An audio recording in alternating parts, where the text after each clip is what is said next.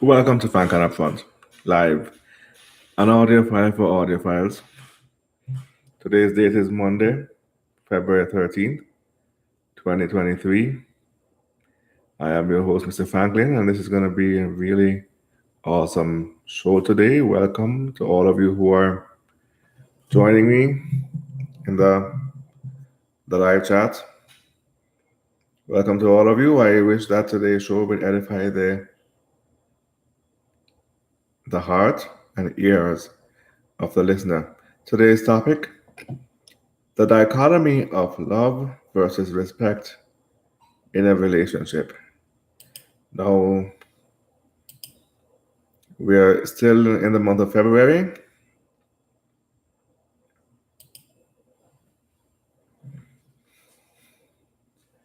Commercially, February is a month of love because Valentine's Day is in the month of February. Commercially and culturally available. We don't all subscribe to that. Certainly here on this program, I don't. But because it's popular and it's trending right now, now's the best time to talk about it. So let's talk. The dichotomy of love versus respect in a relationship. Now, last season, almost a year ago, I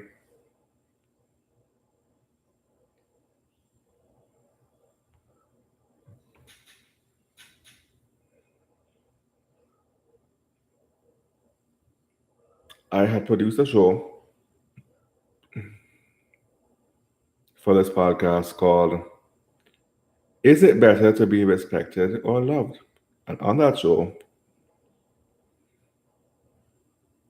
I spoke about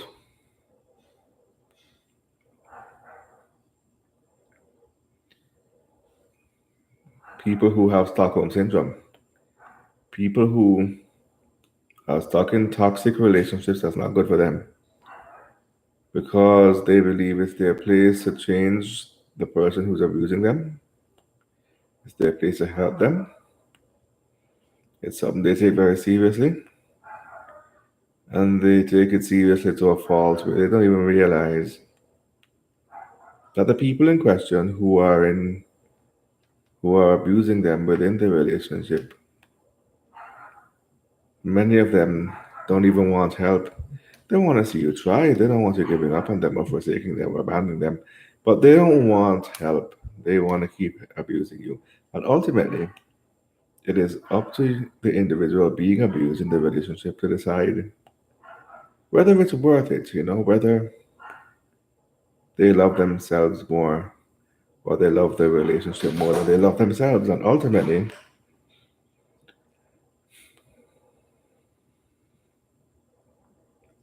respect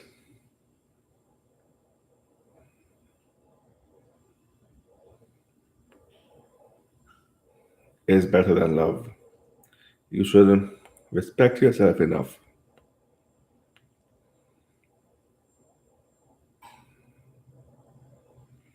to leave a relationship that is toxic or not good for you. And that's any relationship. It's a love relationship, family relationship, friendship, um, work environments, colleagues, associates, business partnerships, all of that. All of those things.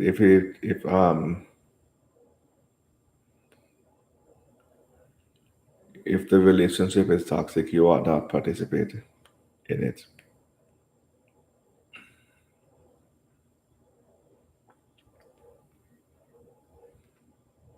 Have enough self-respect.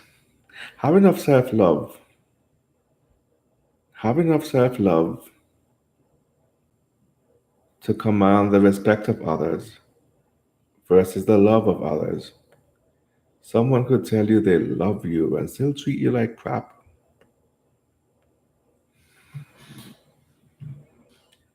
But someone who respects you would never treat you any way that would see them at risk of losing your friendship or the relationship or you, even just you as a person.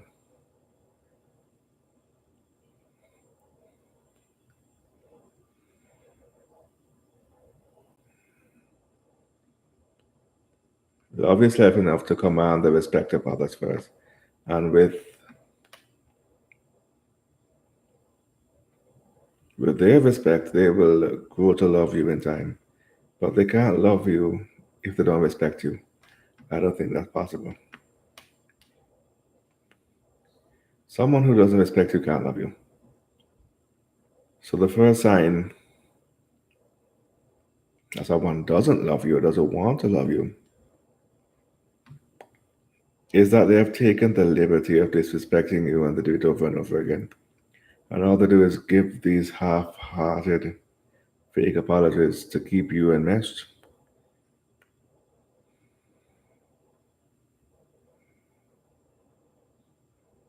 But they don't mind losing you, they just don't want to lose control.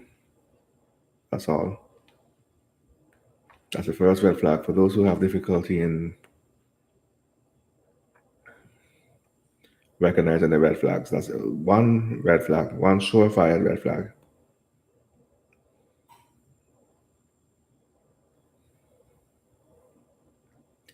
Is in whether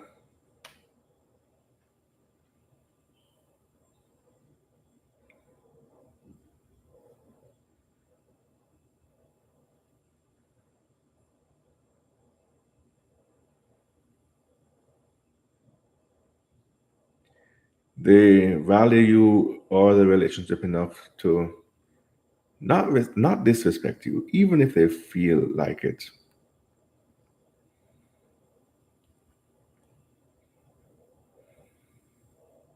Even if they feel like it, they have enough respect for themselves to not behave a certain type of way. They have enough respect for you to not be responsible, to do everything in their power to prevent from being responsible for subjecting you to any less than novel experiences or treatment. But it takes self-love to command the respect of the world versus the love of the world.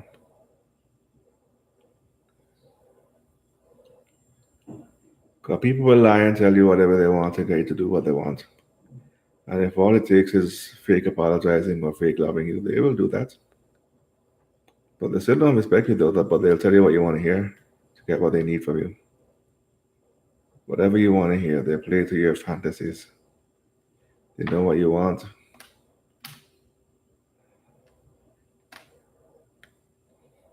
But to respect you,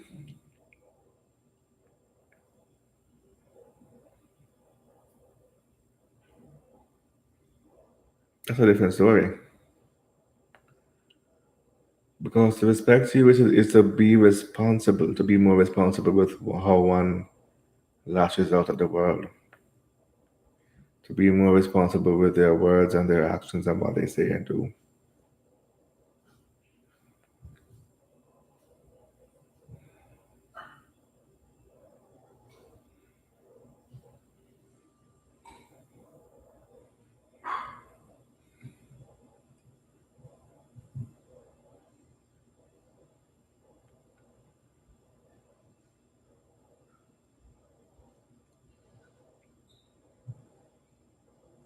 To be responsible, to be respectful or to respect you is for them to be more responsible and to and it takes a lot of extra weight because they're thinking to themselves,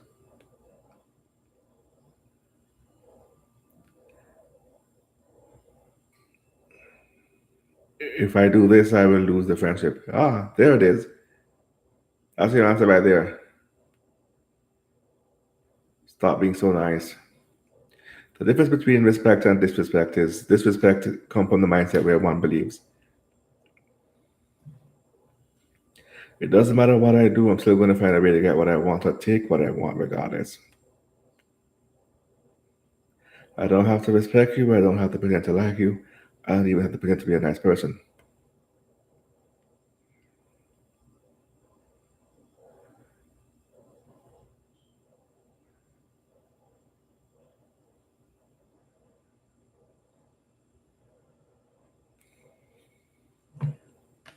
No matter what you do or don't do, I'm still going to take what I want from you. That's a disrespectful mindset. And I defend my entitlement to do so. Meanwhile, someone who respects you,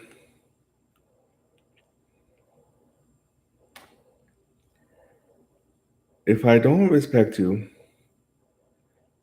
I risk losing you or something important to me. And I don't want that. So even though I'm not maybe not the best person, I don't feel like being a good person in this moment, I still have to respect you. At the very least, it's not worth me losing all this stuff. So if I am feeling a certain type of way, I should withdraw until I feel better. I don't want to risk being around you when I know I'm like this. Right? But in order for someone, anyone, even someone who doesn't have the best intentions to respect you on that level, um, there has to be boundaries. And that falls at the feet of your own responsibility. You have to, people like us, we have to assert boundaries, firm boundaries, and ensure that people understand that there's consequences involved for trifling with us.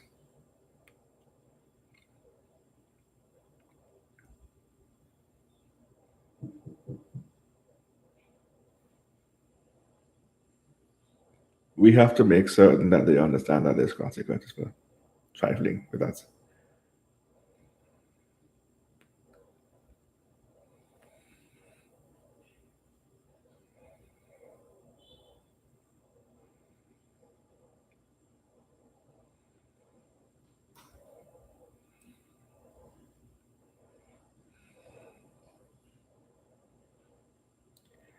And sometimes that involves us being a little bit mean enough.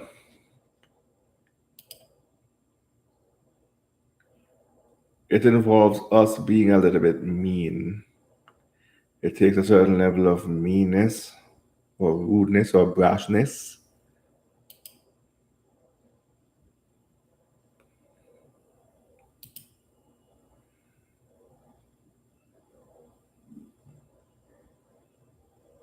for us to find the strength within us to assert those kinds of boundaries, to command that kind of respect. But to me, it's worth it. And being too good is good for everybody else except you.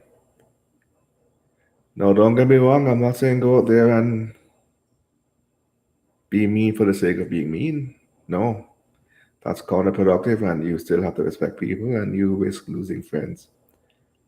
So, if you receive some kind of permission to go out there and be mean for being mean sake based on what I said, that is not because I said it, it's because you already had it in your heart and your intentions to be that way.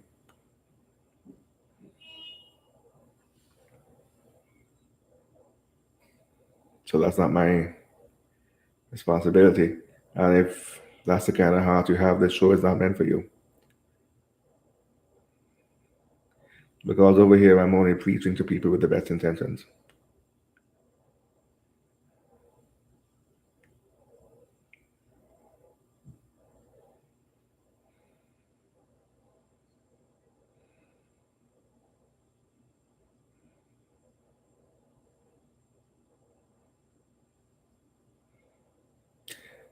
But what I am saying, however,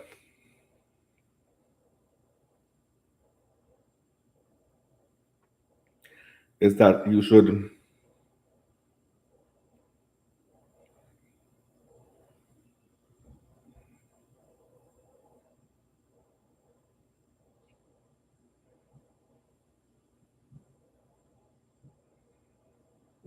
have enough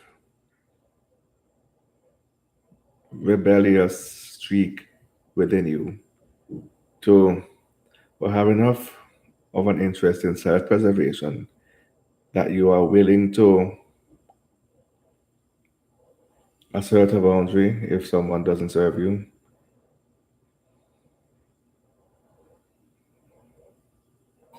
without feeling guilty or the feeling the need to explain yourself.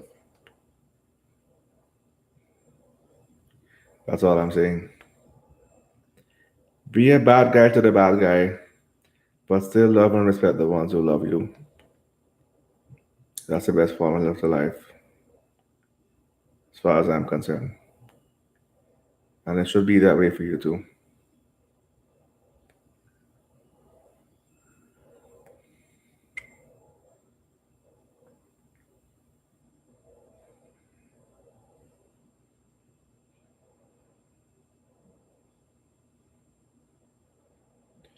Or if nothing else, then certainly you should have enough self respect, which is exactly my point at the beginning of this program.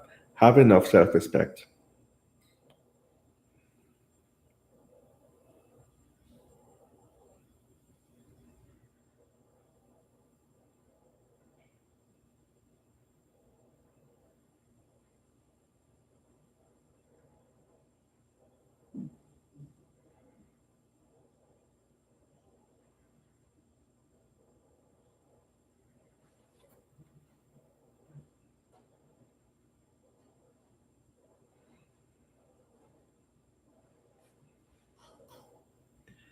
To do what is necessary to command the respect of others,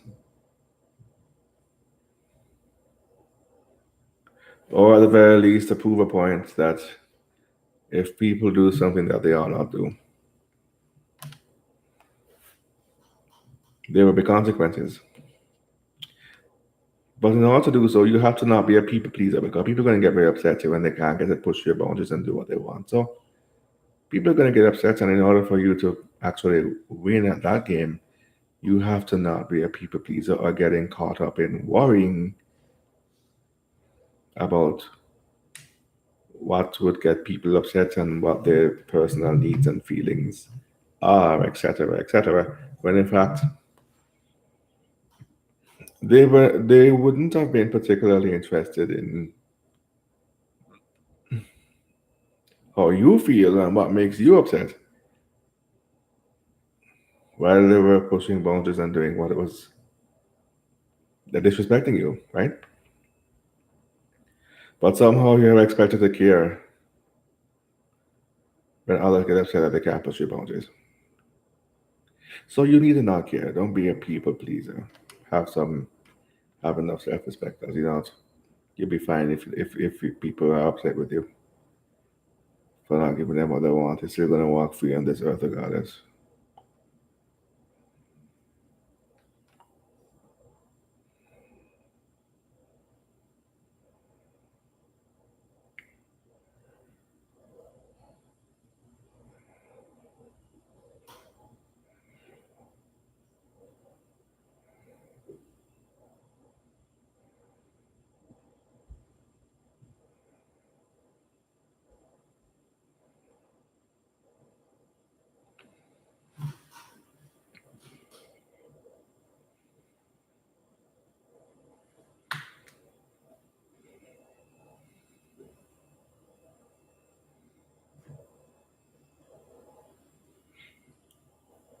So it requires you being somewhat more assertive, and that might cause you to come across as being more mean, but it's going to filter out your enemies in hiding, your enemies in disguise, and leave room for your allies.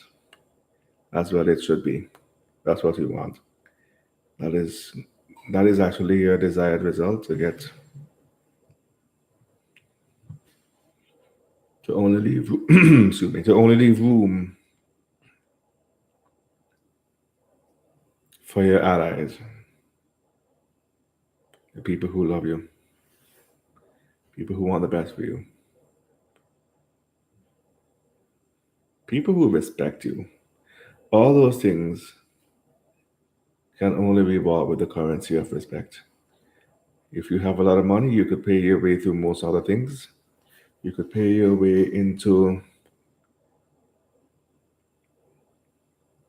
professions, into jobs, even into social circles, into fame, into sex. You could buy sexual services from prostitutes. Um,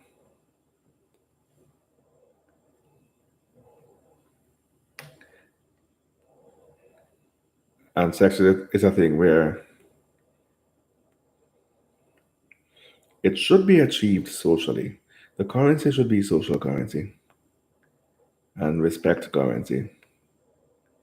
But some people, for whatever reason, they don't have the time or patience to just buy their way, push past all those things and buy their way into sex.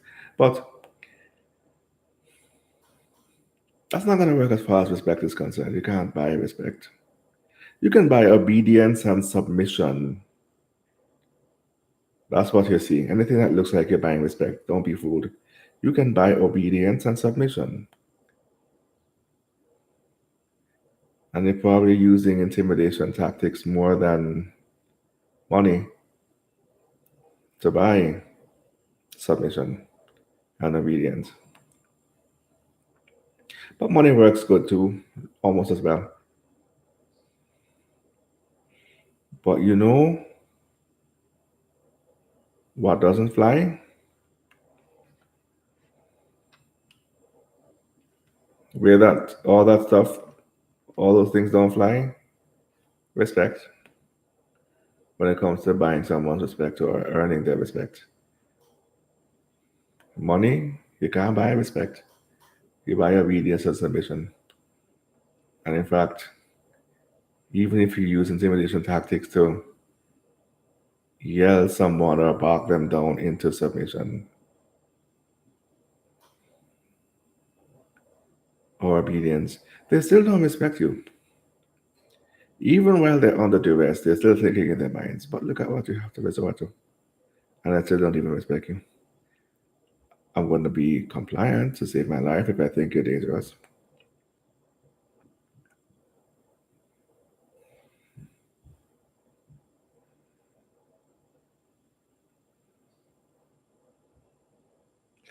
I'm going to be obedient and submissive, even, maybe. But I don't respect you. And once I have my freedom back, I look at you different. I don't respect you. That's a coward that does that. Respect is never commanded, it's always demanded. Or, I'm sorry, it's the other way around. It's never demanded, it's always, never demanded is always commanded. You don't demand respect, you command it. And that's true respect. That's respect that's free of any kind of fear or greed.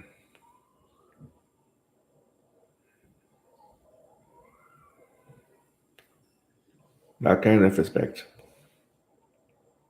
can only be commanded by your own actions. You can't bark someone down and demand it. No, that's not how it works. But funny how the one thing that is earned by giving it and by how you even carry yourself. Because the number one way to earn respect is to give respect. You earn respect by what you can accomplish and also by giving respect to others.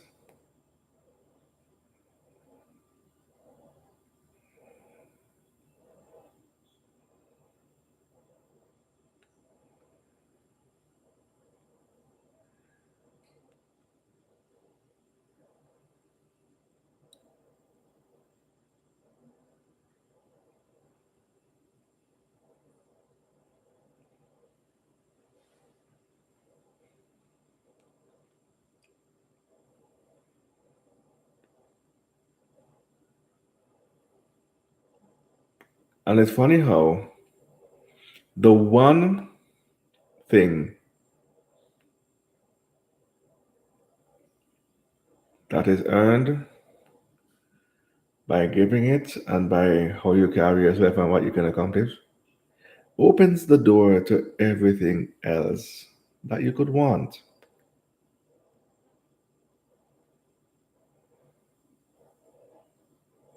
Opens the door to forming meaningful friendships, relationships, and to inspire others to love you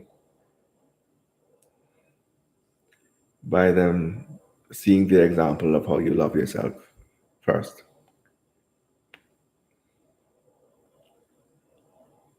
We'll take a break right here. When we come back, we'll be going further into the details of this discussion topic, and I hope you'll join me then. Keep it locked on Frank on Upfront.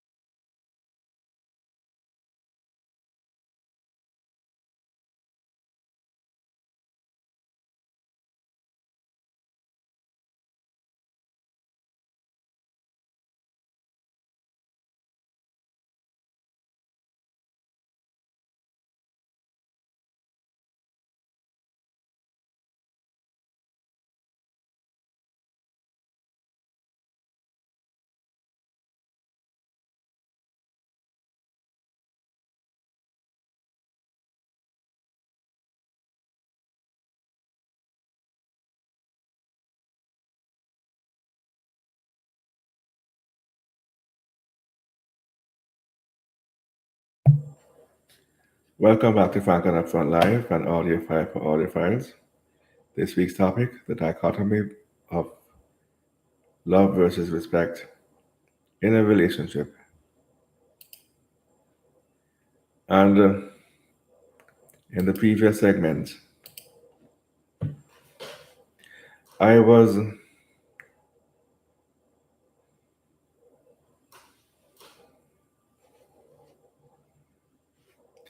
thinking about, I was saying that you earn respect, you earn the love of others by commanding respect, not demanding it, commanding it. And that you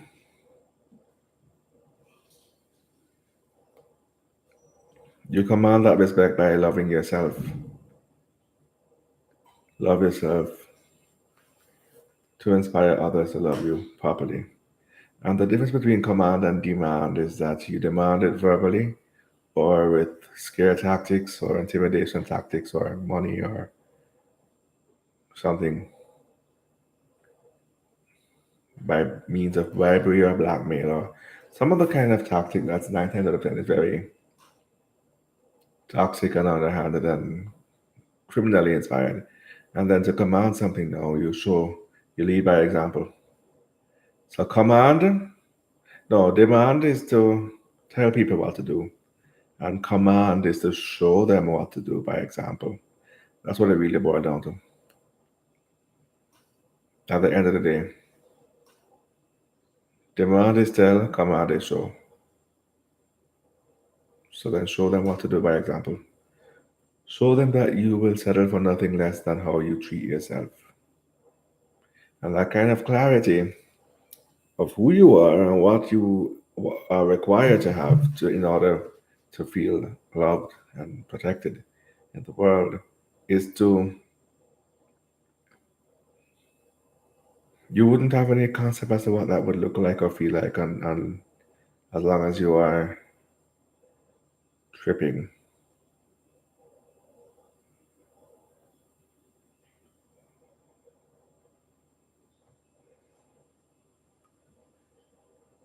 As long as you are hanging around other people. You see, solitude is also important. People often confuse solitude with loneliness. I don't want to be alone. First of all, solitude is temporary.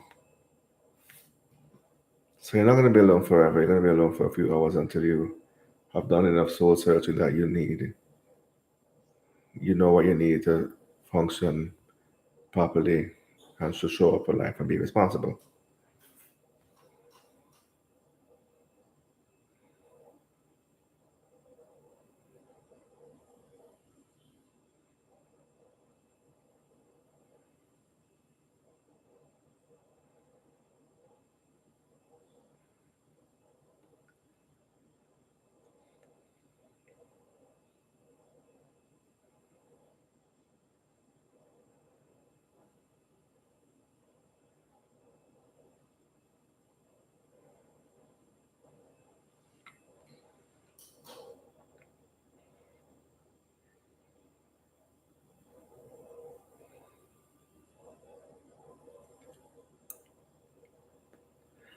So you need solitude.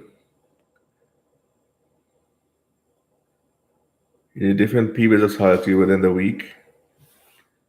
And you need to live by yourself for a couple of years throughout your lifetime. Not 1 year either, a couple of years, more than one, two, three, four, however many years it is.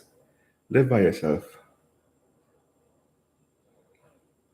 There you'll have plenty of solitude to do some soul searching and find out who you are, who really you are, why you're here, and what you require from others to grant them access to your life.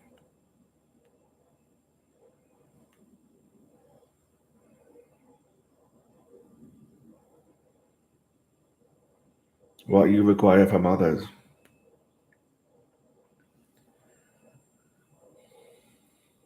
what you require for those who claim they love you. Prove it. Have them prove it. Test them. Do you really know how to love me or what I require to feel loved? Do you know? Half of them don't, but they want to be there though. And if you already went through the solitude, the period of solitude, went through what many would consider a dry spell, which not alone by itself is very telling as to how you view the world. By the way, if you can't spend not even an hour by yourself, there's something wrong. There's something really, really wrong. Why? How is it that you can't stand being by yourself, but you want others to stand you?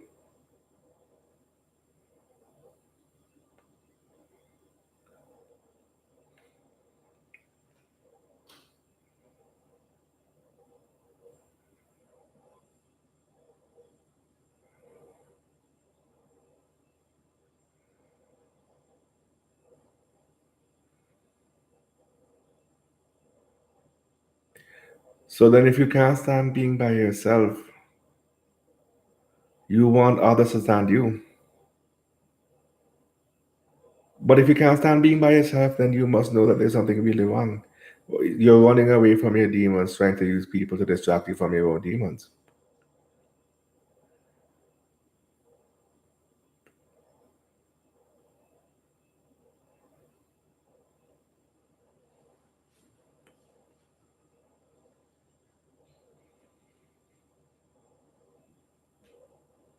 So you know there's something really, really messed up about you and you don't want to face whatever it is. You don't want to use people as distractions, but the moment you're by yourself, you have to be by yourself at some point. You're only delaying the inevitable. And the moment that you're by yourself again, those demons are going to come back to haunt you. You're only delaying the inevitable. So my point once again, you know that you're a pretty messed up person if you're like that, but you expect other people to stand you and put up with you. You can't stand you. You want others to.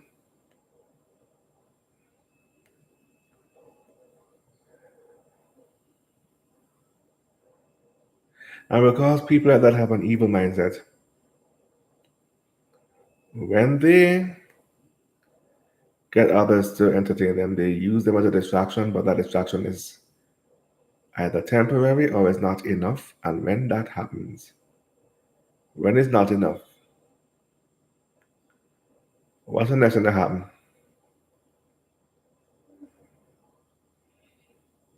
Because of the way their minds work, they go back to the same evil mischief and create more mischief because simply having access to that person wasn't enough. Now they have to behave badly too. So they want other people to deal with their demons so they won't have to. And that is not enough, and nothing will ever be enough. Nothing. People who are like that, nothing will ever be enough. Nothing ever. They're very insatiable, very greedy,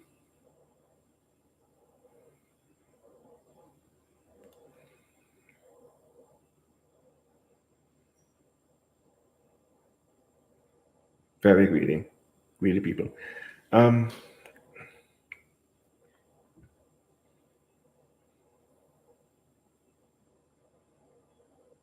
you have to be willing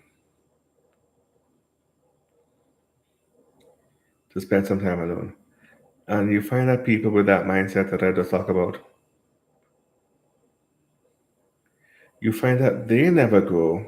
They end up staying in their evil ways because they never grow or evolve. Because why?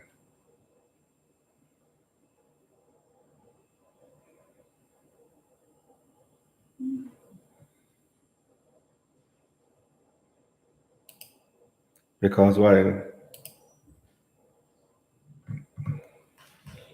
They can't even stand to be solitude, to be in solitude for a few minutes, not even a few minutes. It activates their abandonment wounds. So not even a few minutes, not even a minute. They have to have someone around them all the time. That's a huge red flag. Nothing can go them. That's a huge red flag. I always have to have people around them. No, man, something wrong with that. Suppose you can stand on your own as an adult.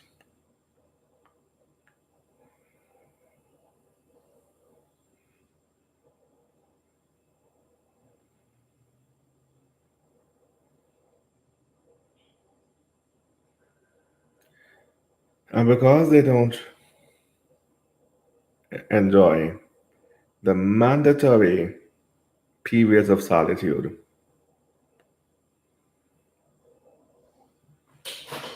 that is required to grow and evolve and do some soul searching, they end up being mentally stuck and stagnated at a certain age. And often enough, it's the age where they suffer their trauma, whether it's abandonment or whether it's envy.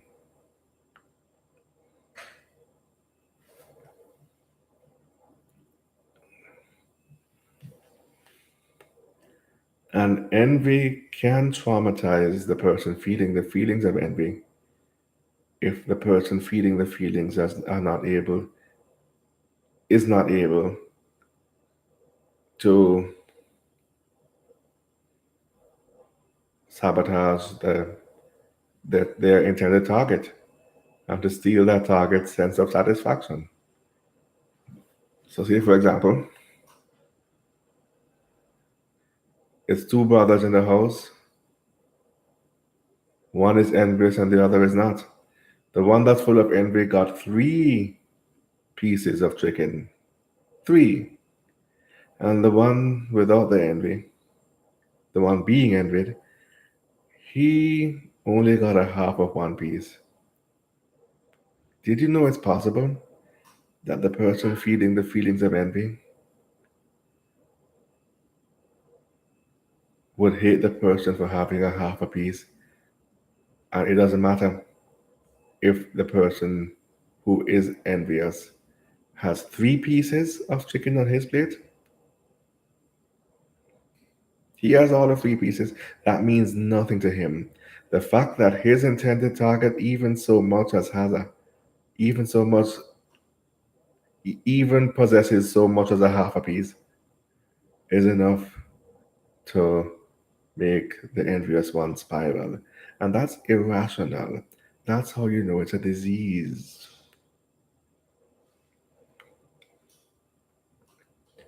Envy is a disease because it's irrational, because you got more than the person you envy, and that means nothing to you. The fact that they're satisfied with a half of one piece is enough to make you spiral. You see what I mean? It's a disease.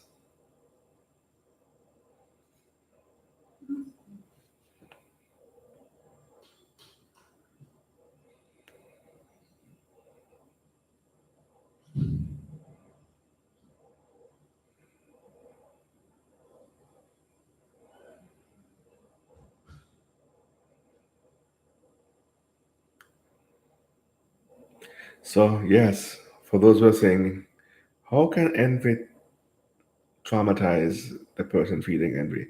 It traumatizes them for seeing their target having something that they can be satisfied with. As far as them concerned, them so bad mind that as far as them is concerned, they must have nothing at all. Nothing. So them see we want to little something, them bad mind your feet and grudge your feet. Them could have more than you and they're still jealous that you're even capable of being satisfied with less. They could be envious of the fact that you are capable of being satisfied with less and they can't. And it shows that you are the better person and they're not. And they could be envious of you for that. So envy will traumatize a person feeling the feelings of envy for those reasons. And when that happens, if the person wants to save themselves,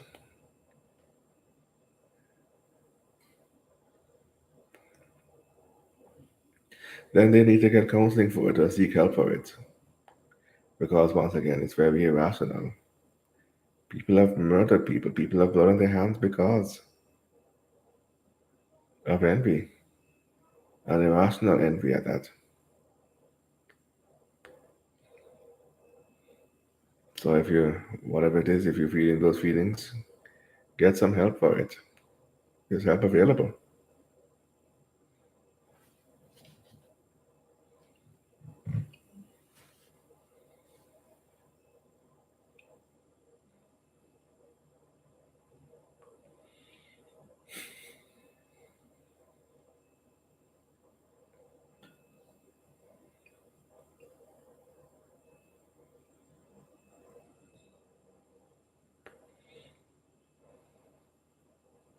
But my original point, however,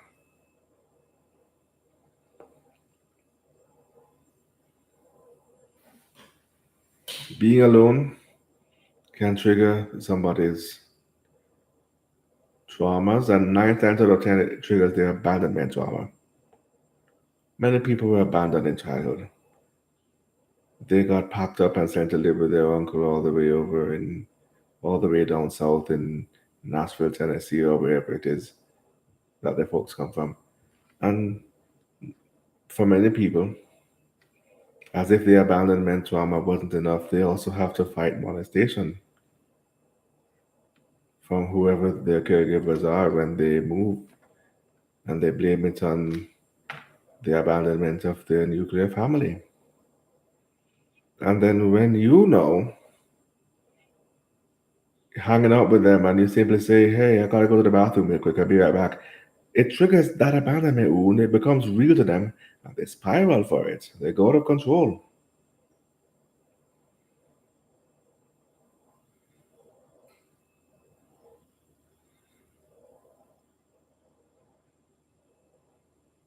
And they can't handle that.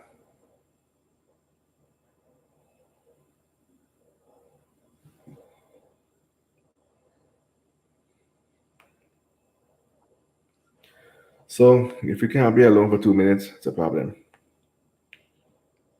You don't trust your own judgment, you may fear hallucination. Maybe you're battling substance abuse. Maybe you're battling addiction. But if not, you could still fear, maybe you fear the feelings that will resurface if you're allowed to be by yourself. Maybe you fear the memories of the traumas you suffered when you were a helpless child. Maybe you fear your own inner demons and that you have to face that you're a horrible person. That could be it too. But whatever it is, if you can't stand to be alone for 2 seconds, that's a problem. When in fact, life requires you, each of us, or as many of us, most of us, I would imagine, life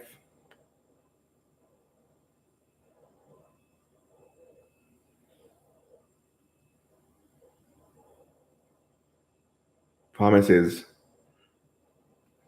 to offer you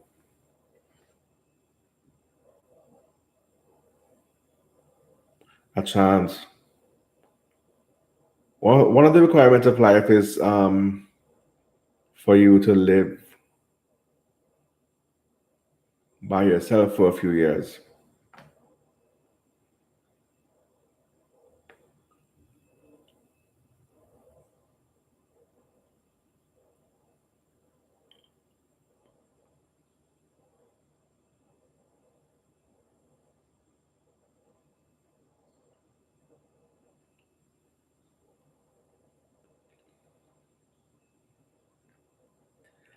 To do some soul searching by living by yourself for a few years.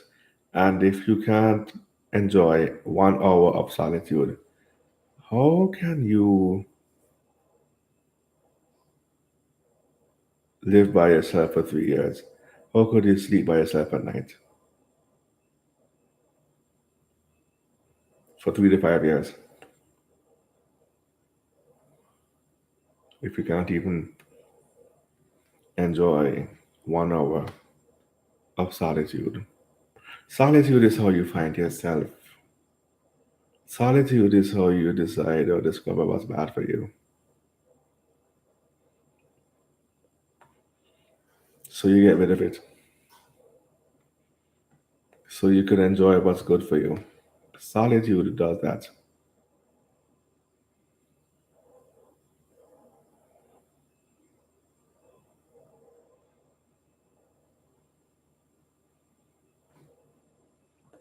Solitude is mandatory.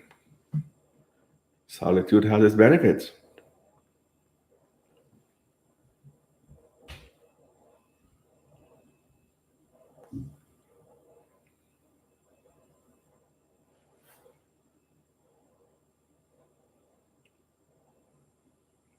Solitude is how you learn your love language. This is the important part now. Solitude is how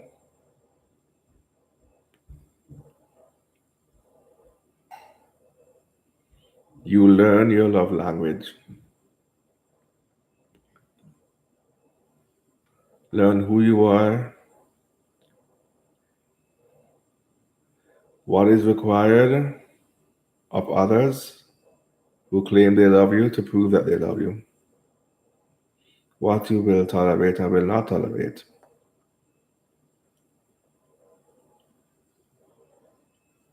what you have to offer others, and whether they deserve to have been kissed by your love language,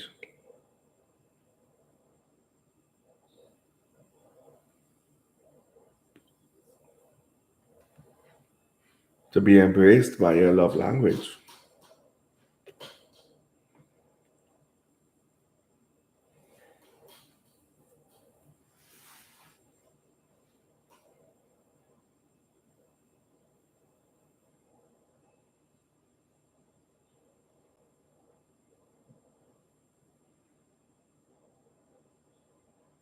Whether they deserve to experience your love language based on whether they are willing to reciprocate and whether their love language is compatible with yours. How will you learn that if you cannot be alone for 1 hour? That's a part of having self respect and self love too. Solitude is not loneliness. That is the point now. Solitude is not loneliness. Loneliness is more permanent and more involuntary. But involuntary alone time is not loneliness. Temporary alone time is not loneliness. It is the necessary solitude that is essential for having any kind of sustainable life while living on this earth.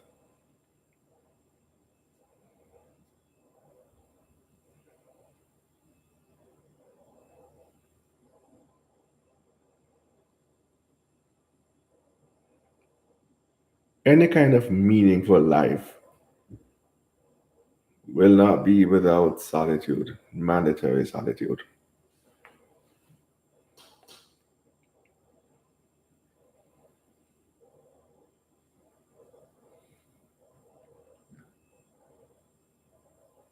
Solitude is mandatory and necessary to connect with nature and the universe and the Creator. To go be out in nature among trees and grass and the ocean, to run bare feet in the grass or in a or on a well manicured lawn, bare feet.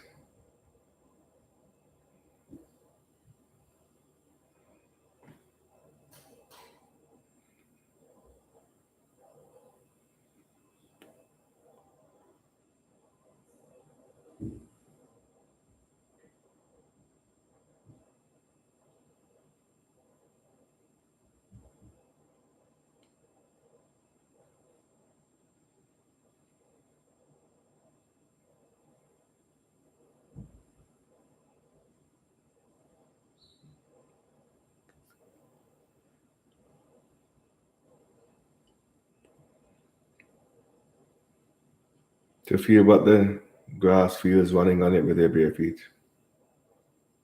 or to run through the savannah or the grasslands.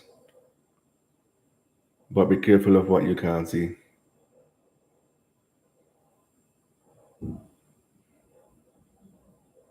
when running through grasslands or tall grasses.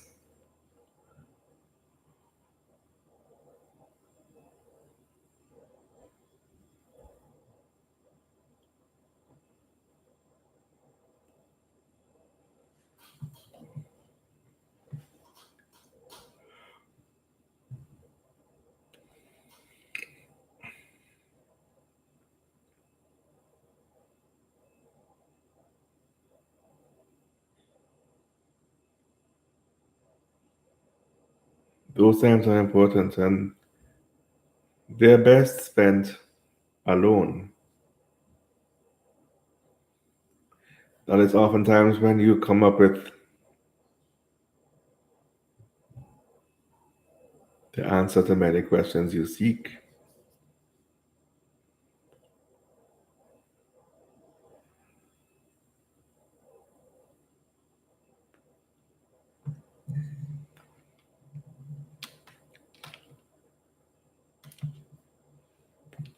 And this could even be amplified if you are taking a psychedelic trip of some kind, whether it's a shroom trip or a marijuana trip or ganja trip, whatever it is.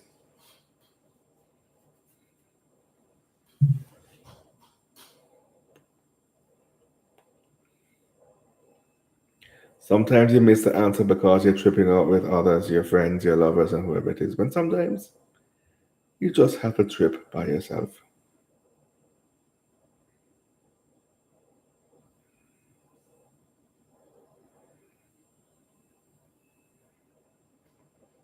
You just do.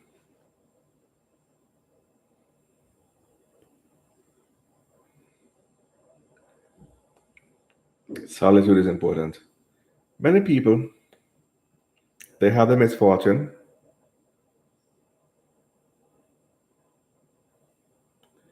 of going through life never really knowing who they are. Do you know why?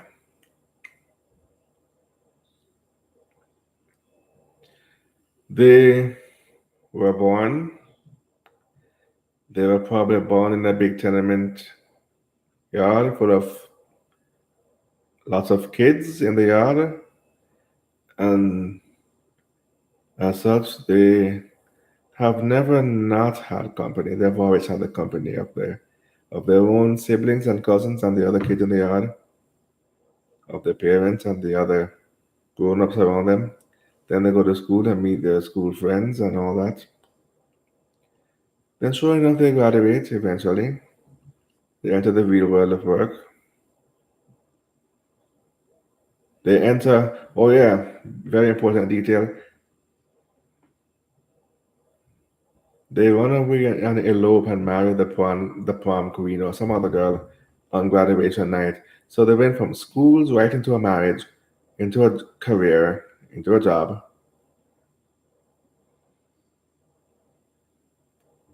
and they still haven't had any alone time. Oh yes, once you're married, here comes the kids now. So they have to be a mommy or daddy for a while. They gotta raise the kids. That takes another 18 to 22 to sometimes 25 years, depending on the shape of the economy and whether the kids could get a job out of high school or not. And kids are sometimes it takes an act of divine intervention. The kids are growing up around the house, whatever they attach their sense of identity to, when that fails them and the kids grow up and move out the house, they can no longer find fulfillment from being a parent because their entire identity was tied up into being a parent or a spouse. And what happens when the kids grow up and they're now made redundant and they don't need them no more, and then they find themselves redundant? What if the husband or the wife either dies or wants a divorce? And so their sense of identity tied up in being someone's spouse fails them because they now find themselves redundant because they're no longer needed in that capacity. That's dangerous, by the way. That's like we've heard stories of so many post office employees who work for 30, 40 years, retire, go home, and drop dead because their entire life was tied up in being that post delivery guy and or the mail assortment clerk or whoever it is. And they don't know life outside of that. And because they don't know life outside of that, they don't know what else to do when they retire, so they go home and take it to heart, literally, and drop dead. Literally.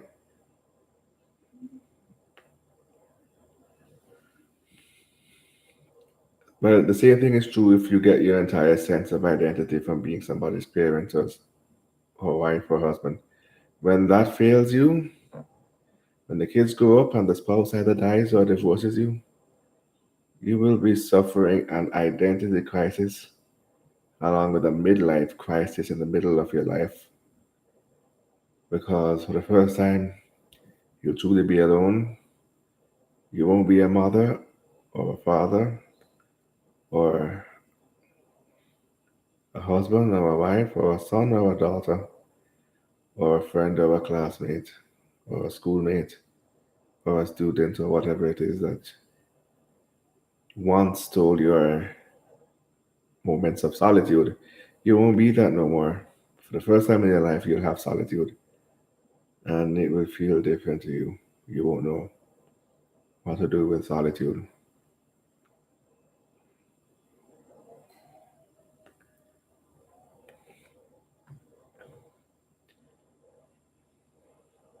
Many people are afraid of being alone.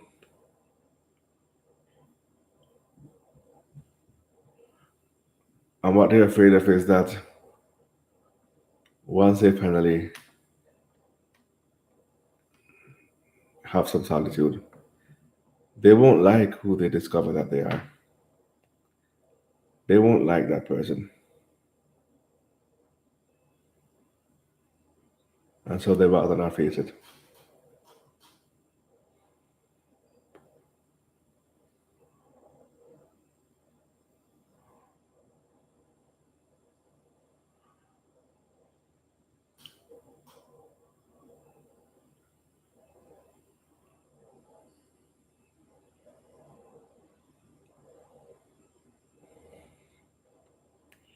They rather distract themselves with everything else jobs, family, kids, anything to prevent them looking in the mirror, seeing who that person is.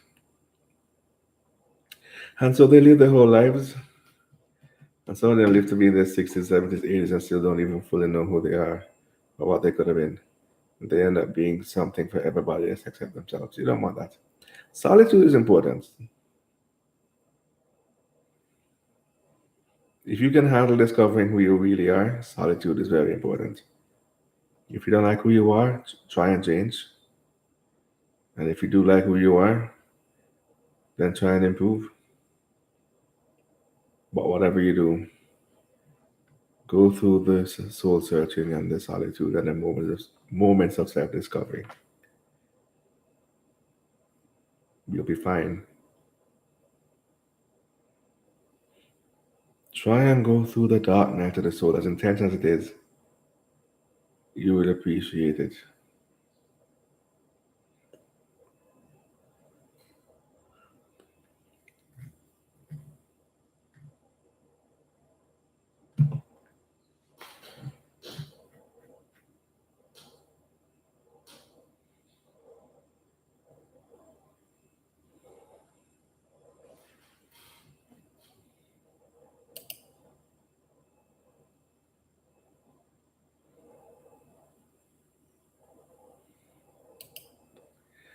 You will know, you will discover who you are, what you like, what you don't like, who you like.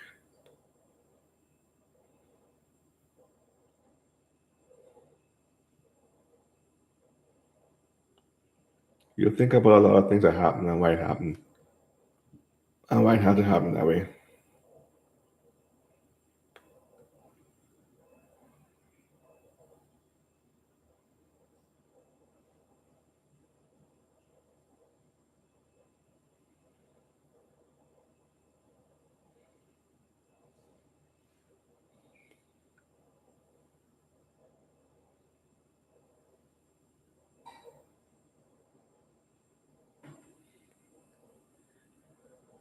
And sure enough, when you meet somebody, you know what is required to love you,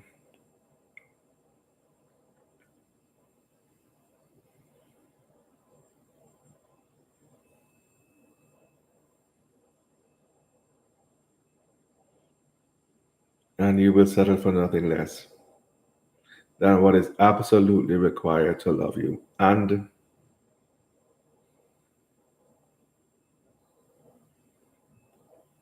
you will go back out in the world being reassured of yourself and what you'll accept.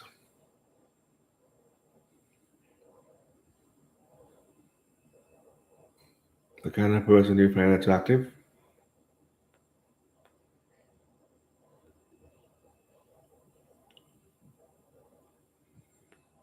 But regardless of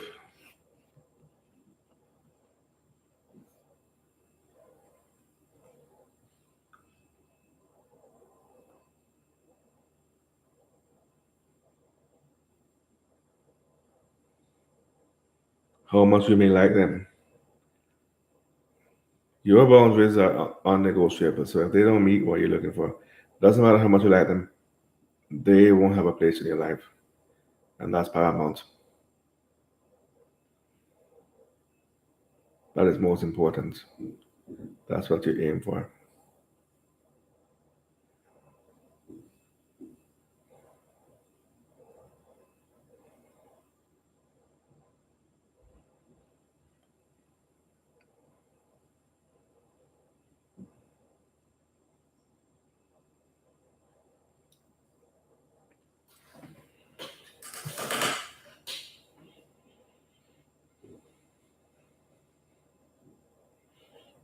And you make sure that people understand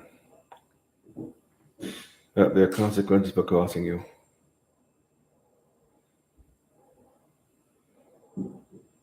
Make sure they understand to not even try and cross you. And that if they try,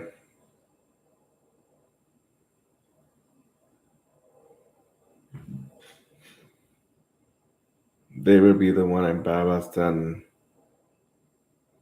on the losing end.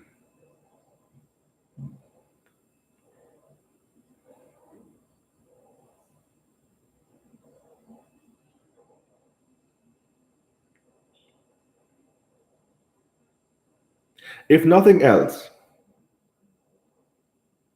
make sure you understand what is non negotiable. If you don't learn anything else from solitude, make sure you understand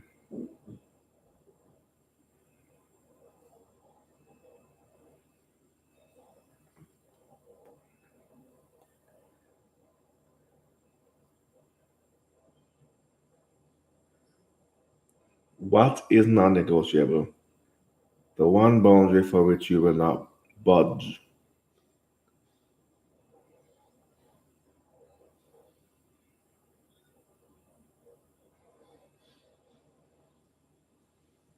the one boundary where all bets are off. That is your deal breaker.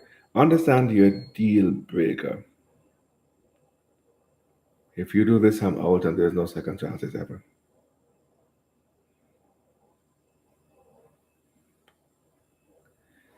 And make sure you verbally communicate to your life partner or anybody else what that one deal breaker is.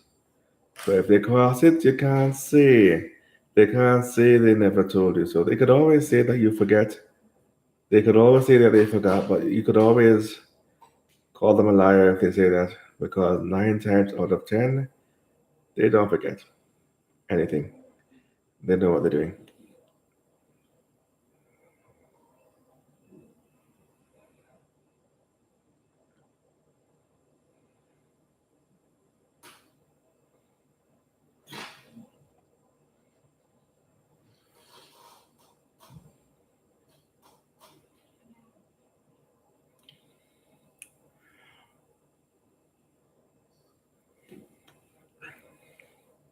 So make sure you tell them so they can't say they don't know.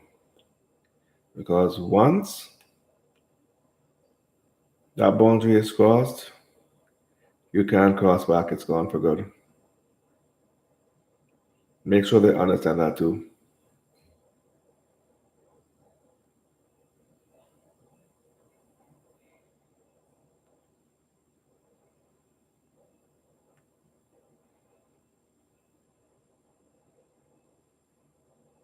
so that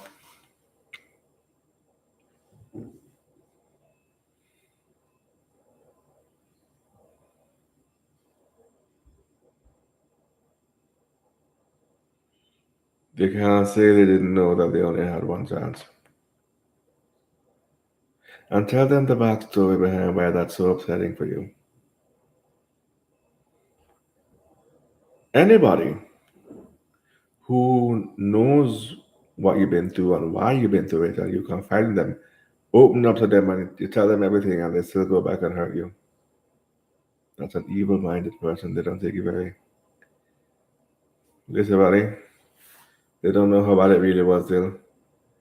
Those are rare exceptions. For the most part, they're just a really evil person. Don't care about your boundaries.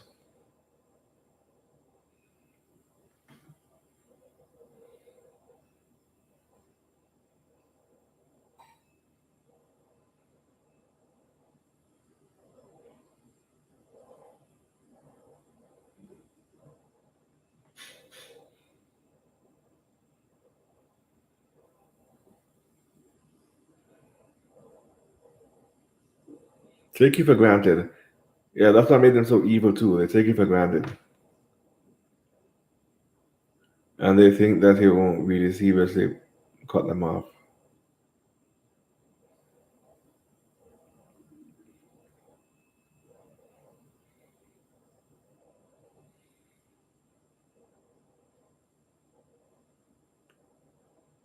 So then they test your boundaries and you prove them right and they cry when you prove them right because they never thought you would actually take them literally.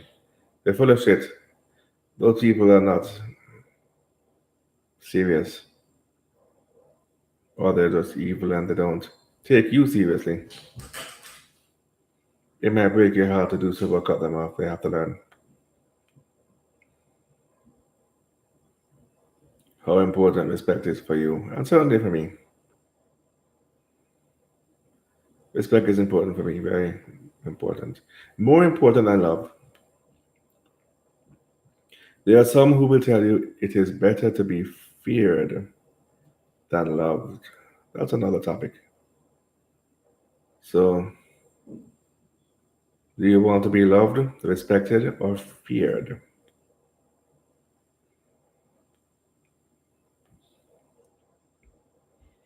Some will tell you it's better to be feared than respected, or that it's better to be respected than loved. I will tell you it's better to be respected than loved. You don't want to be feared. Anybody who's feared is also hated. You don't want to be hated. Anybody who's hated, someone under the right circumstances, they will do something to hurt you permanently when they see that your guard is down. They'll take advantage of your guard being down, and they will kill you in your sleep. I'm just not mincing words here. They will kill you in your sleep. So be careful of people who fear you. They also hate you. So don't aim to be feared. Only villains want to be feared. If you're not a villain, don't aim to be feared. Aim to be respected. I think that's fear. Fear in this case is FAIR. I think that's fear. I think it is fear to be respected more than feared. You heard? So, anyway, at the same time, for me personally, being respected is more important than being loved. Anyone who doesn't respect me will learn that I don't need their love because I love myself. And they're only here to be an addition, not the completion to my life. If they can't understand that, they will soon learn. That doesn't mean that love is not important.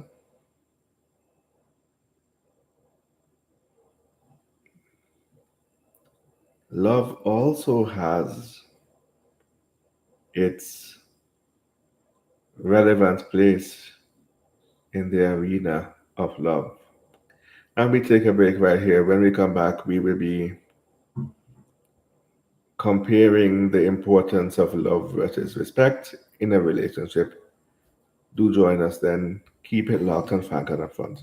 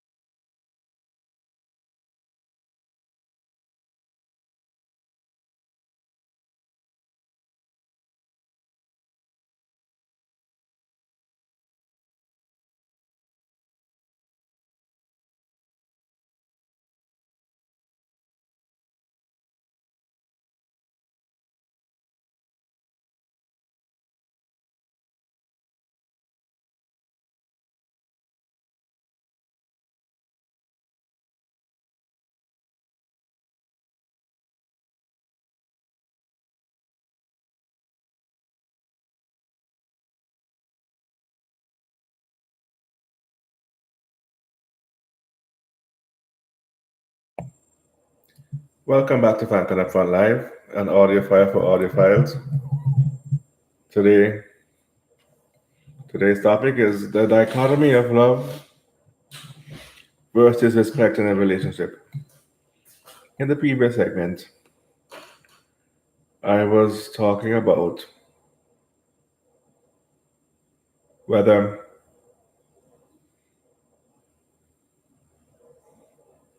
love, respect, or fear, which of the three is most important in a relationship. I said that you shouldn't strive to be feared because fear is for villains, evil people feel powerful if people are afraid of them. So it shouldn't be fear.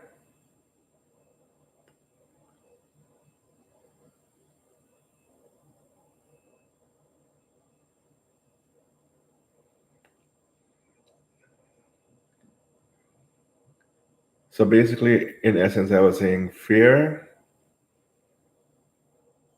makes you too evil. Love makes you too good. You can't be that good. Respect is in the middle. So strive for balance. Love is the balance. Respect, rather, is the balance between love and fear.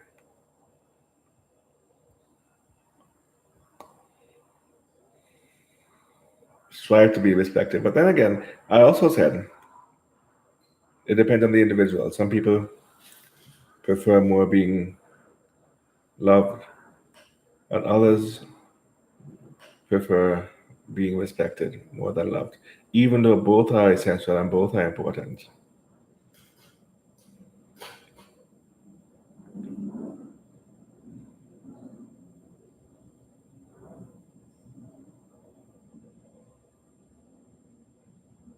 Now, in preparing for this week's show, I came across a website. I came across a Google image on the website of a church, and the image was a meme that basically said, "Women desire love, but men need respect." So the priority, based on what that meme was saying, the priority of love versus respect is based on gender. It's gender based. Women need love, or women desire love, women crave love, men need respect. And if you see it in the difference of the wording,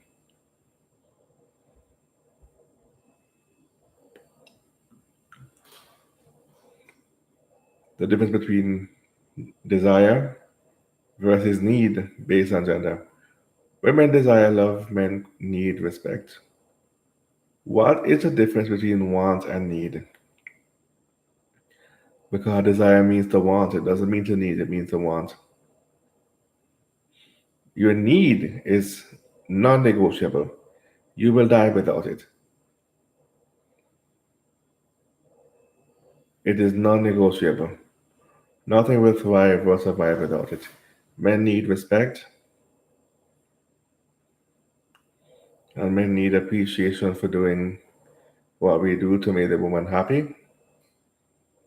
And so a lack of appreciation is a sign of disrespect as well. When you give her everything and she still complain, it's a sign of disrespect as well. Men want to feel appreciated, but we need to be respected. Not just feel respected, actually be respected.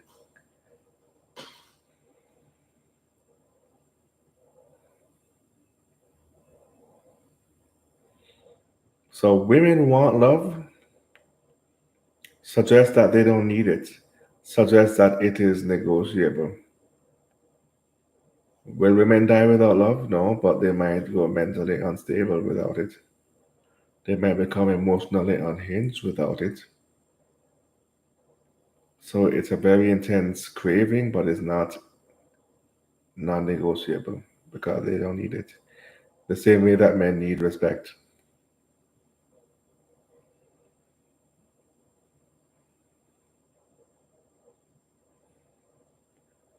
They don't need it the same way.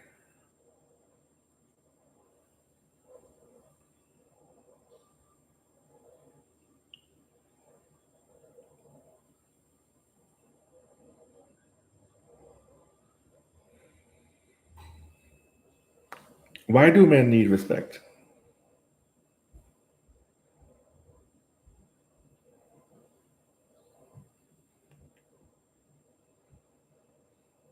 Without respect, how can he lead?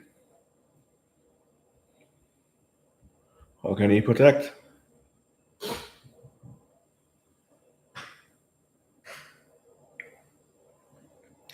I'll give you an example of that. If I tell her to get down and she wanna stay arguing with me about why I gotta get down, why you always tell me what to do, I can't protect her. I could be telling her to get down because I see someone trying to shoot at us, and I'm telling her to get down and save both of our lives, and she's gonna stay there arguing with me. If she gets shot, that's her fault. I can't protect her if she's disobedient. So men need respect to ensure stability so that we can have order and protection, and so I can more effectively protect my family.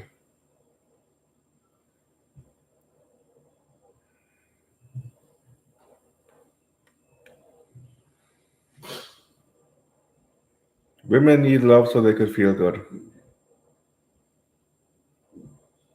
Men need respect so everybody can be safe. You see the difference?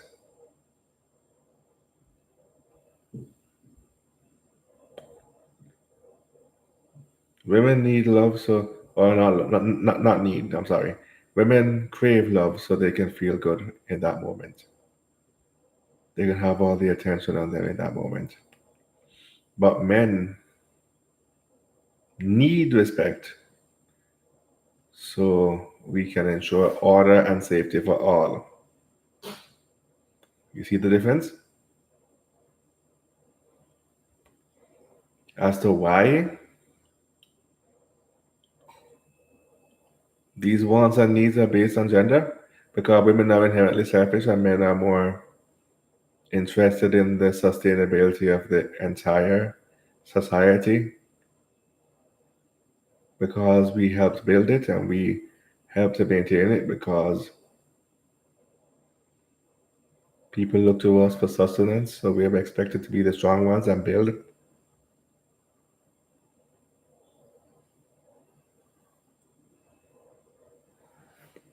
And we have a vested interest in preserving what we built because we helped build it and we don't want our labor to be in vain because it wasn't easy building it once and we don't want to have to build it twice. And whether that's societal infrastructure or whether it's culture or socialisms or whatever it is.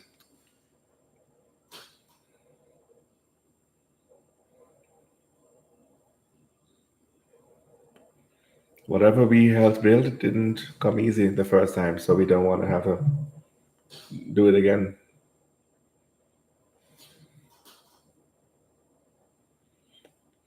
So men need respect in order for our family or the community or society to thrive for the benefit of all. Women crave love so they can feel important or like the spotlight is on them in that moment and that moment only. And the next moment doesn't matter. If we all get shot at because we put ourselves out there trying to take a selfie on the balcony,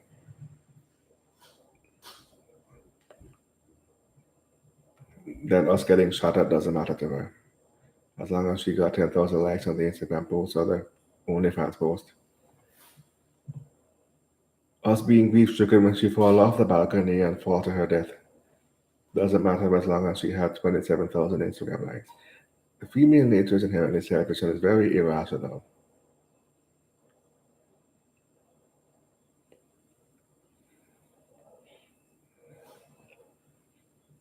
So she only craves love. She doesn't need it.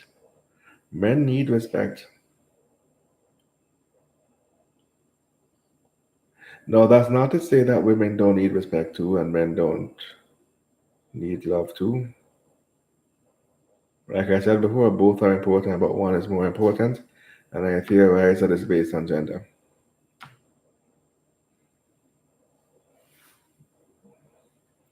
But as far as the factor of being feared is concerned, anybody could be a villain, man or woman. But the other two benign ones, love and respect, primarily both need love and respect, but primarily women crave love, men need respect.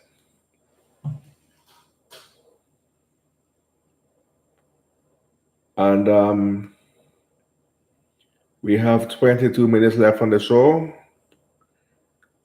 If you want to call the show, now is a good time. Whether you agree or disagree with me, all voices can contend here on this program. But in the meantime, while we wait for callers to call the program, we're going to continue with the dichotomy of love versus respect based on gender.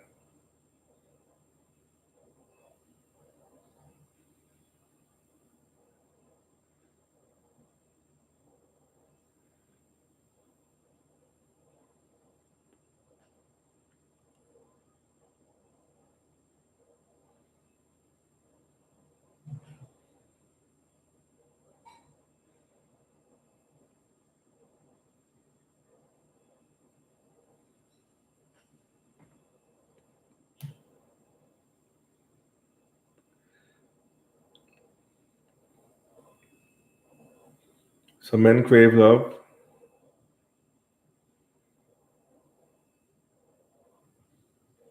No, I'm sorry. Women crave love. Men need respect. So then, if that's true, then is it such then that men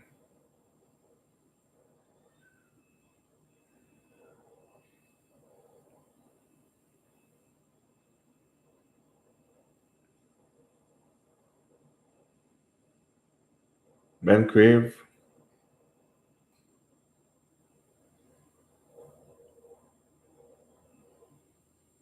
respect?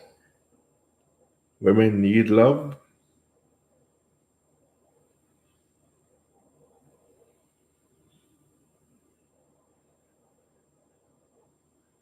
Men crave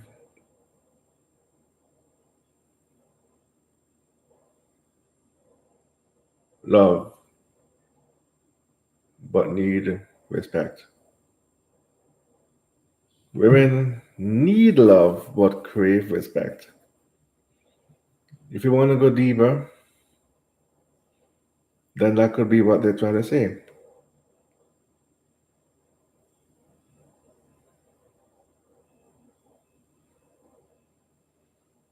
If men, if women crave love but men need respect, is it true that based on what is negotiable versus non negotiable, is it true then that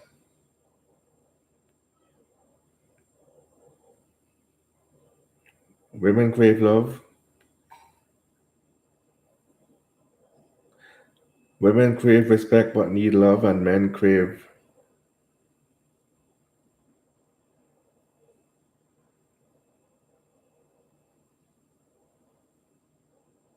love but need respect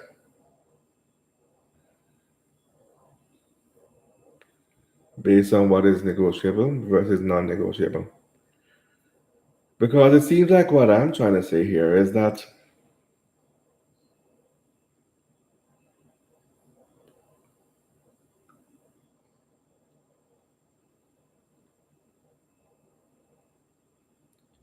Respect is non negotiable for men, and love is non negotiable for women.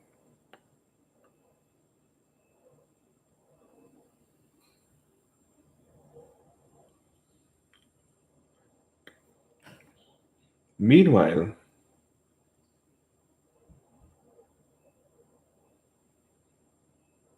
respect is negotiable for women. It shouldn't necessarily be that way, but it is. Respect is negotiable for women. Love is negotiable for men. For me personally, love is negotiable for me. I already have enough self love and love for God that I don't need love from mankind. If we're going to do this thing of being together or whatever it is, then there has to be respect.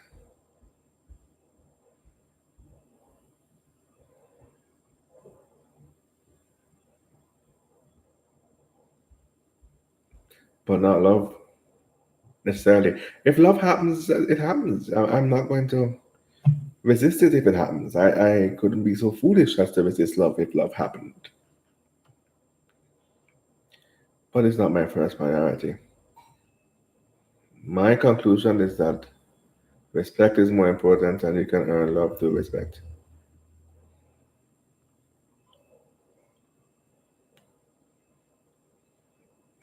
You can earn love through being respected. Isn't that right?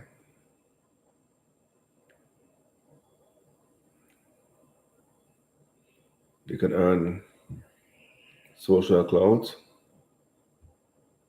credibility, all those things from being respected. But what do you really earn from love except a temporary feel good feeling that validates, in which someone else outside of yourself validates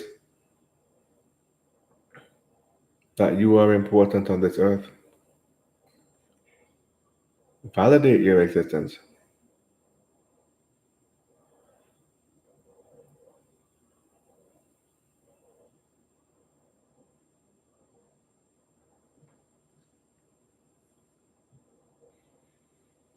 It's great when it happens. Very good. But it's a temporary, short lived feeling of satisfaction that someone else validates your existence on this earth and your self worth. But what have you really learned from love? If anything, love is a reward for successfully commanding respect.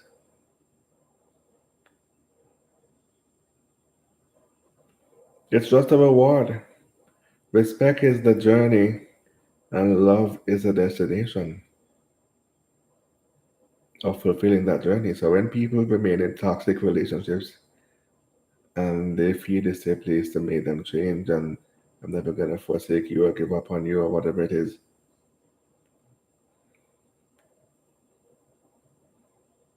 they are impatient and trying to reach the finish line before they even had a chance. And they're missing out on the journey while focusing on the destination. Learn to respect yourself first so that these toxic relationships will not be allowed to thrive and flourish. And at the end of it all, you screen out everybody else until you come right down to your spiritual blueprint and people of kindred spirits who are similar to you.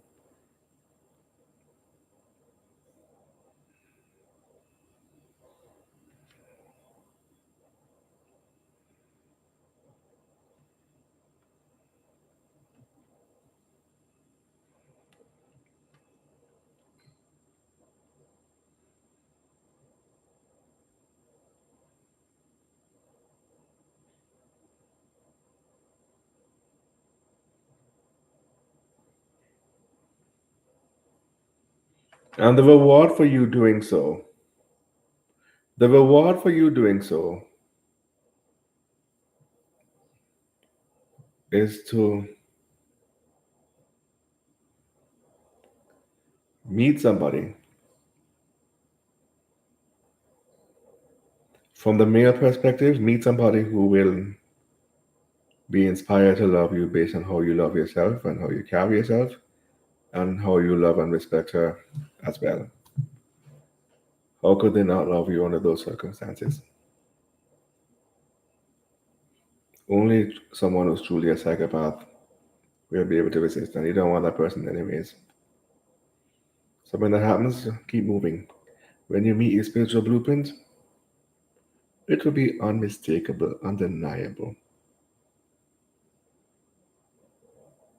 You won't have to question anything. You will know it's them.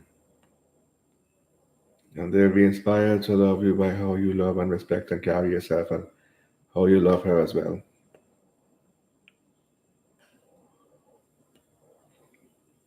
If love means something to you, that is a formula for finding love.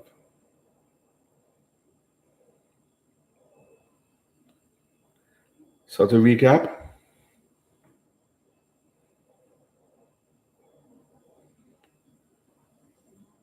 endure the journey of commanding respect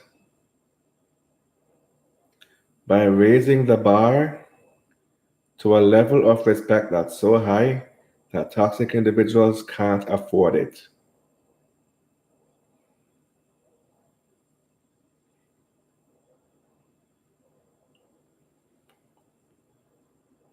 Resist the devil and he will flee from you, and when he flees, there will only be room for people who are more or less the same as you.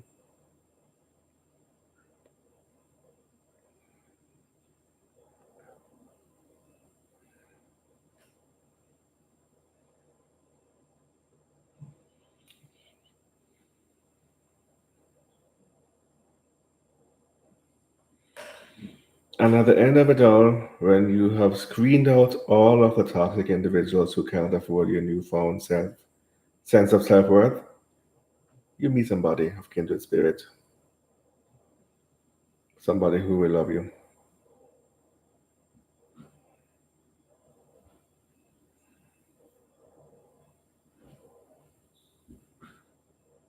And you would have earned their love through commanding their respect first. And that is the reward at the end of a destination of ensuring and commanding respect. When something goes wrong, you say or do something about it. Don't betray your internal sense of morality for something temporary, even if it's a job.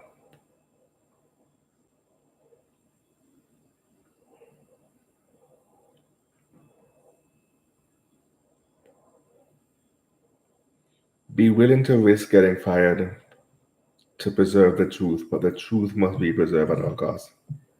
You will get your reward for it. They thought you would fail without their job, but God still got you and you're still here eating every day. So don't compromise on your boundaries. Whether it's a partnership, a love relationship, a business partnership, a job, or your family, whatever the nature of the relationship. When something goes wrong, you say something or do something. And if you come under resistance and fire for that, then you don't belong there. I'm sorry. And it may be hard, you don't belong there.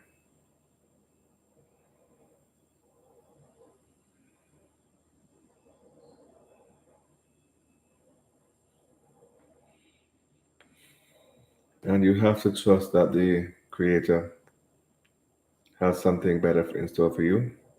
You have to trust that you are worthy enough to be deserving what is meant for you. And that's where faith comes into it. You have to have faith.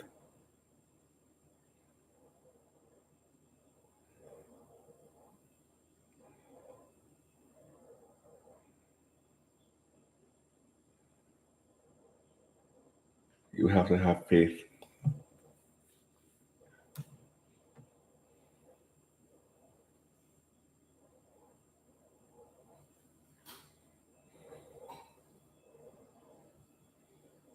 and believe that you're worthy.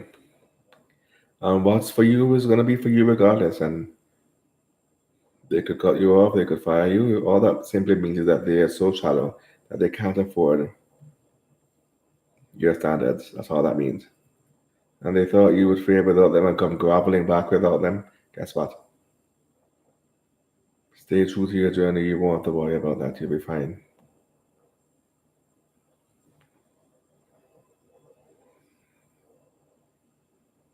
Stay true to your purpose and what God created you for. You'll be fine.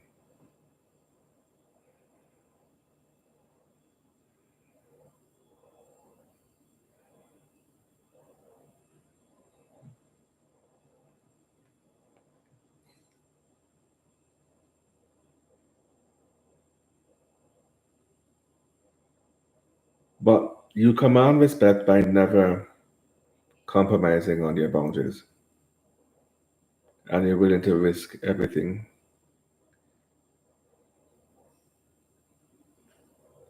to prove how important your boundaries are. And not only that,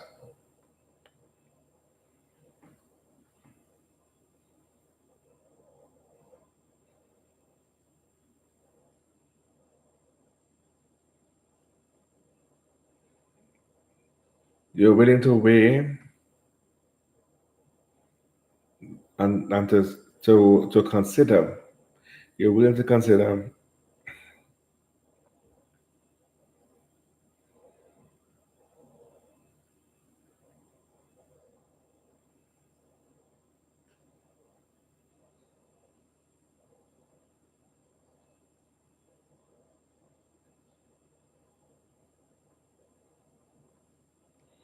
who needs who more than the other.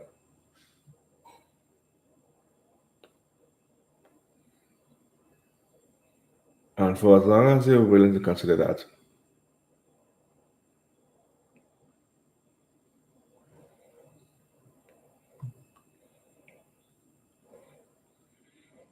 then you have no fear of losing because in your mind you're thinking, we will see who really needs who here. Are they losing me or am I losing them? Chances are they're losing you because you're fine without them. And without the burden of carrying around the baggage that is them, you are now able to achieve more without them weighing you down. So who really needs who here?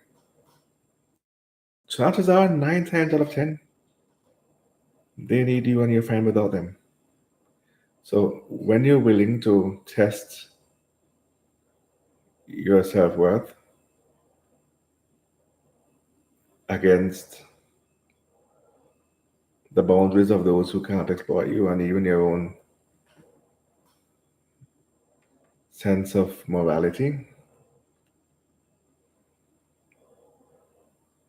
that is often when you find out who really needs who more than who. Follow that formula and those principles throughout the rest of your life.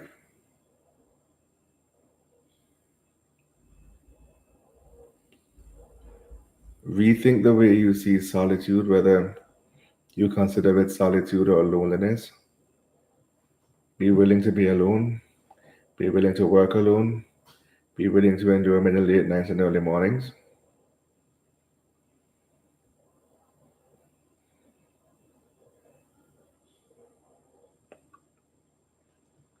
And you'll be fine.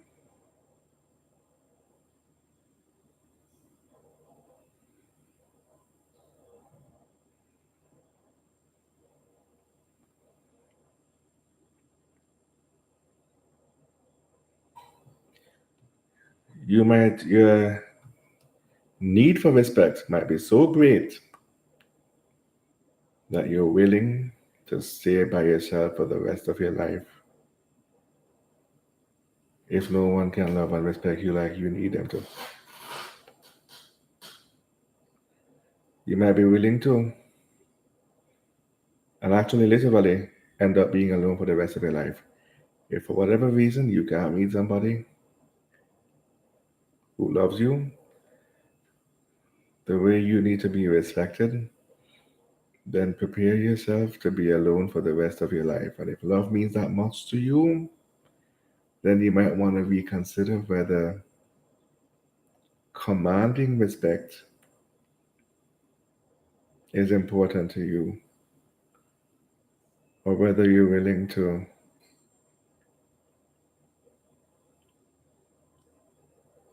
remain in the lack and the scarcity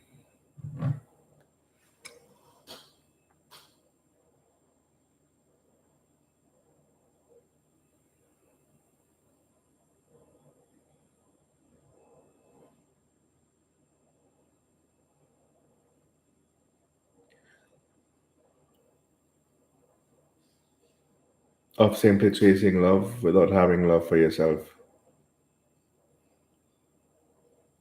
and without having any kind of respect, whether self respect or others' respect for you. But believe me when I tell you, as hard as it is at first, it gets easier after a while, and you have to keep your eye on the prize. The prize is when you love yourself, you command the respect of others who will then learn to appreciate you and even be inspired to love you.